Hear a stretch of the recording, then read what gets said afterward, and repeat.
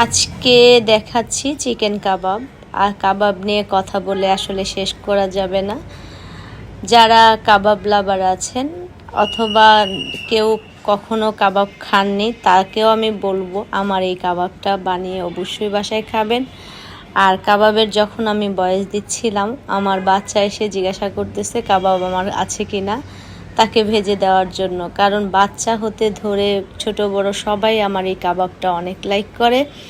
এটা আপনি বিফ অথবা চিকেন দুইটা দিয়ে বানিয়েই ফ্রোজেন করে রাখতে পারেন, তাহলে আপনি নিশ্চিন্তে থাকতে পারবেন।